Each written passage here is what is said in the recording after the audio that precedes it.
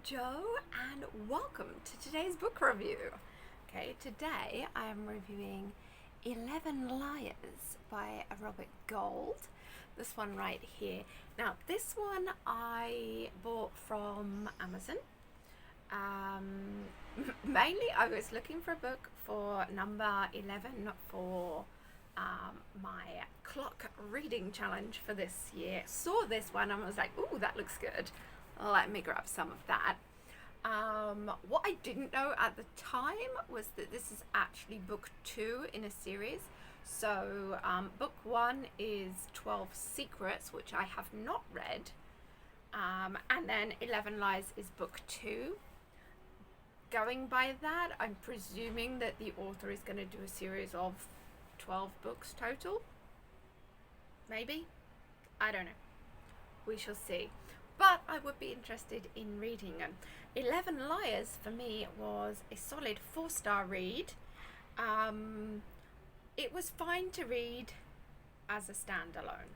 Okay, the fact that I didn't read 12 Secrets first was not a problem for this book. However, I do think that potentially had I read the first book in the series first, then maybe this one would have been better. Just a feeling I got. I got the feeling that there was elements that maybe were explained more in the first book. Also relationship wise for characters, maybe character development and things like that would have been a little bit different had I read the first book in the series first. So there we go, lessons learned. But like I said, it wasn't a problem. I could totally read this as a standalone, so don't worry about that. Okay, so what is this book about? This book, we have our protagonist, who is Ben Harper. He's a journalist, and so he is working with some friends of his. They're doing like a podcast.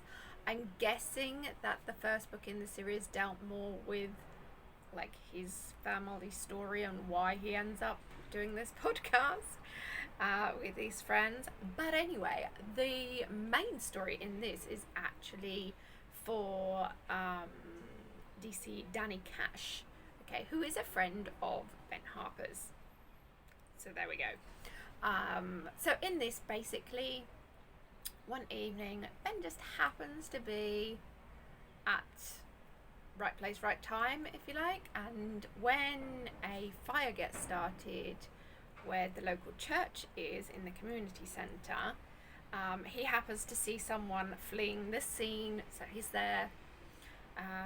Anyway, first-hand experience of what's going on and everything, and so he's investigating into this.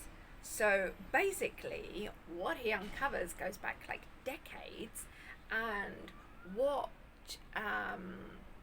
they thought had happened years ago, actually not so much, actually like a whole different thing.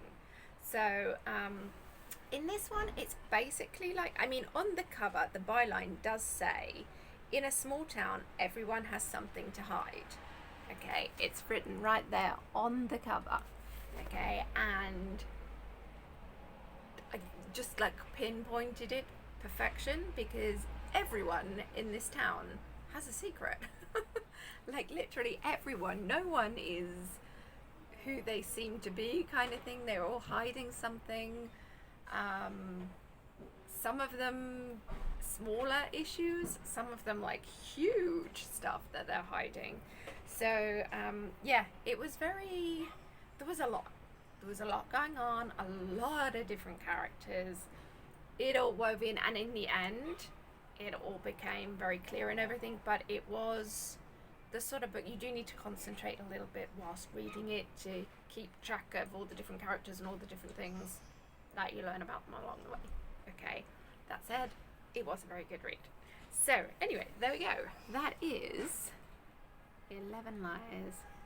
Getting a nice reflection of my flower pots on that. I'm out in the balcony and the sun is shining. But there we go. Yeah, this was good. This was good. And I would definitely be interested to read more work by the author in the future. So, there we go. My question for you today is, has this ever happened to you where you've picked up a book not realising that it's actually not the first book in a series and then discovering it later on? How many times has that happened to you? What was the series? And did it make a difference, do you think?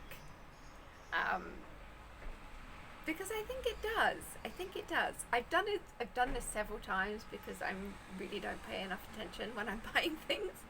But in a lot of cases, the books can be read as standalones. But in a lot of cases as well, if you were to read them in order, like you're meant to, then you get a lot more backstory and you get a lot more feel for the character development and things that's happening there, the whole story arc, like the bigger story arc, as opposed to just the one for the book. I don't know. Let me know your thoughts about this, guys. Anyway, that is it for today. Thank you for joining me, and I will see you in the next video. Bye.